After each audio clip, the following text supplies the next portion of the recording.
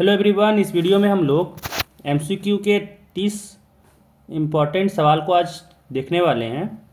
ठीक है, 30 important question को आज डिस्कशन करेंगे जो आपके एग्ज़ाम के लिए इम्पॉर्टेंट है ना। तो इस वीडियो को पूरा देखिएगा क्योंकि यहाँ पे हम लोग इम्पॉर्टेंट क्वेश्चन जो एमसीक्यू में आपके पूछे जा सकते हैं वो क्वेश्चन को आज हम लोग यहाँ पे देखेंगे कि क्या क्या क्वेश्चन आपका आ सकता है ना, इसमें क्या क्या क्वेश्चन बनता है। तो चलिए पहला सवाल देखिए। यहाँ पे पहला सवाल यहाँ पे कहा जा रहा है कि फ्रांसीसी क्रांति का नेता कौन था। तो इसका आंसर होगा ए, नेपोलियन बोनापार्ट। ठीक है, नेपोलियन बोनापार्ट। अगला सवाल कहा जा रहा है कि फ्रांसीसी क्रांति की मुख्य विशेषता क्या थी, है ना। तो इसका आंसर हो जाएगा आपका डी, लोकतंत्र का उदय। अगला सवाल, भारत में असहयोग आंदोलन का नेता कौन था। तो इसका आंसर होगा ए, महात्मा गांधी। ठीक है, अगला सवाल देखिए। कहा जा रहा भारतीय राष्ट्रीय कांग्रेस की स्थापना किसने की। भारतीय राष्ट्रीय कांग्रेस की स्थापना किसने की। तो इसका आंसर होगा सी, एलन ऑक्टेवियन ह्यूम। ठीक है, अगला सवाल। अगला सवाल कहा जा रहा है कि द्वितीय विश्व युद्ध का मुख्य कारण क्या था। ठीक है, तो इसका आंसर बी होगा, जर्मनी द्वारा पोलैंड पर आक्रमण। जर्मनी द्वारा पोलैंड पर आक्रमण।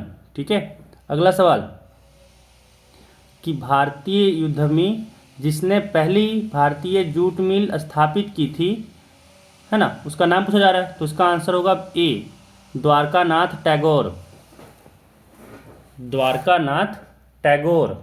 ठीक है, अगला देखिए। भाप इंजन का विकास करने वाले ब्रिटिश आविष्कारक कौन थे। तो इसका आंसर होगा ए, जेम्स वाट। James Watt. अगला देखिए, मुद्रण तकनीक सबसे पहले कहाँ विकसित हुई। तो ये होगा ऑप्शन बी, चीन। अगला सवाल कह रहा है कि गीत गोविंद की रचना किसने की थी। तो इसका आंसर होगा ए, जयदेव। ठीक है, जयदेव ने की थी। अगला सवाल देखिए। कहा जा रहा महात्मा गांधी ने किस पत्रिका का संपादन किया, है ना। तो इसका आंसर होगा B, young India. Young India. अगला सवाल कि भारत छोड़ो आंदोलन कब हुआ। भारत छोड़ो आंदोलन कब हुआ। तो इसका आंसर होगा ए, 1942, है ना, 1942। अगला सवाल कि बाघ परियोजना की शुरुआत कब हुई, है ना। तो इसका आंसर आपका हो जाएगा बी, 1973। 1973। अगला सवाल, किस प्रकार की मिट्टी में कंकड़ की मात्रा अधिक होती है। तो इसका आंसर होगा बी, बांगर। ठीक है, बांगर मिट्टी में कंकड़ की मात्रा अधिक होती है। अगला सवाल, काली मृदा किस नाम से जाना जाता है। ठीक है, तो इसका आंसर हो जाएगा आपका रेगूर। ठीक है, ऑप्शन कौन सा देखिए है यहाँ पे, सी है, रेगूर। याद रखिएगा, रेगूर। ठीक है ना, तो ऑप्शन कोई भी हो, रेगूर याद रखिएगा। काली मृदा इसी का दूसरा नाम है ना। या फिर इंग्लिश में देखिएगा, ब्लैक सॉइल लिखा हुआ रहेगा आपको। देखिए, दिख रहा है ब्लैक सॉइल। चलिए अगला सवाल देखिए। अगला सवाल यहाँ पूछा जा रहा है कि सुंदरवन राष्ट्रीय पार्क किस राज्य में स्थित है। ठीक है, तो इसका आंसर होगा ए, पश्चिम बंगाल। पश्चिम बंगाल में स्थित है। अगला सवाल देखिए। कहा जा रहा है नर्मदा बचाओ आंदोलन संबंधित है ना, नर्मदा बचाओ आंदोलन संबंधित है। तो 16 का आंसर हो जाएगा यहाँ पे ऑप्शन ए, सरदार सरोवर परियोजना से। सरदार सरोवर परियोजना से। ठीक है, चलिए अगला सवाल देखिए। कह रहा जल किस प्रकार का संसाधन है। इसका सी हो जाएगा, नवीकरणीय। ठीक है, रिन्यूएबल होता है। अगला कह रहा है यहाँ पे कि श्रीलंका का राजकीय धर्म क्या है। तो श्रीलंका का राजकीय धर्म बौद्ध है। ठीक है, बौद्ध याद रखिएगा कि राजकीय धर्म है श्रीलंका का। अगला कह रहा है बेल्जियम में डचों की आबादी कितनी प्रतिशत है। तो इसका होगा सी, 59। 59% आपका डचों की आबादी है बेल्जियम में। अगला सवाल देखिए। कहा जा रहा है निम्नलिखित में से कौन सी शक्ति केवल केंद्र के पास है। तो इसका हो जाएगा बी, रक्षा की शक्ति जो होता है वो आपका डिफेंस है ना, डिफेंस की जो शक्ति है वो आपका केंद्र सरकार के पास ही है ना। चलिए अगला सवाल कह रहा विकेंद्रीकरण क्या है? एक हाथ में शक्ति का केंद्रीकरण, स्थानीय सरकारों की शक्ति का वितरण, या केंद्र से राज्यों की शक्ति का हस्तांतरण, या स्थानीय सरकारों की शक्ति को कम करना होना चाहिए यहाँ पे। ठीक है, तो इसका जो आंसर होगा वो यहाँ पे हो जाएगा ऑप्शन सी, केंद्र से राज्यों की शक्ति का हस्तांतरण।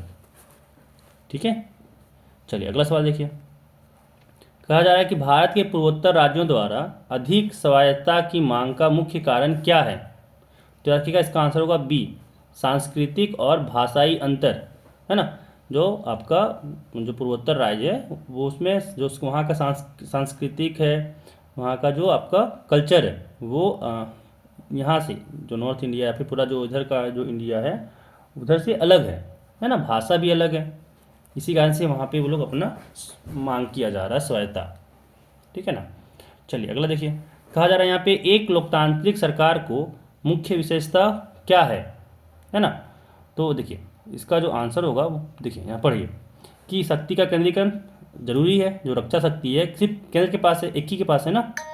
फिर शक्तियों का पृथककरण, ये भी सही है कि भाई देखिए शिक्षा जो है आपका वो पृथक में है, अपना जो आपका सेंट्रल अलग चलाता है, आपका स्टेट अलग चलाता है ना। शक्ति का पृथक्करण भी होना चाहिए। चलिए अगला देखिए कि व्यक्तिगत अधिकारों का संरक्षण, ये भी ज़रूरी है ना। आपका जो राइट है वो आपके पास रहा ही नहीं तो वो भी गलत बात है ना। तो इसका आंसर हो जाना चाहिए डी, उपरोक्त सभी। इसका आंसर हो जाएगा डी, उपरोक्त सभी। ठीक है, अगला सवाल देखिए। कहा जा रहा है निम्नलिखित में से कौन भारतीय संविधान का एक प्रावधान है जिसका उद्देश्य लिंग समानता को बढ़ावा देना है? तो इसका आंसर होगा बी, अनुच्छेद 15। अनुच्छेद 15। ठीक है, अगला देखिए। कहा जा रहा है भारत किस प्रकार का राज्य है?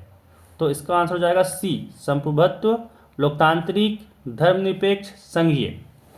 ठीक है, तो ये चारों हो जाएगा है ना। तो ऑप्शन सी यहाँ पे हो जाएगा, क्योंकि देखिए पहला ऑप्शन भी देखिए तो कह रहा है संप्रभुत्व और लोकतांत्रिक, वो तो है ही, धर्मनिरपेक्ष और संघीय वो भी है, लेकिन यहाँ पे बेस्ट आंसर चुनना होता है। इसी कारण से देखिए यहाँ पे सी में चारों दिया हुआ है, संप्रभुत्व, लोकतांत्रिक, धर्मनिरपेक्ष, संघीय, इसी कारण से यहाँ पे सी हो जाएगा। अगला सवाल देखिए।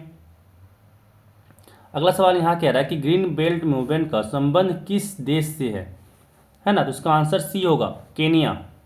केनिया से संबंध है। ठीक है, अगला सवाल देखिए। कहा जा रहा है कि राजनीतिक दलों की मान्यता कौन देता है? तो इसका आंसर होगा ए, चुनाव आयोग। चुनाव आयोग।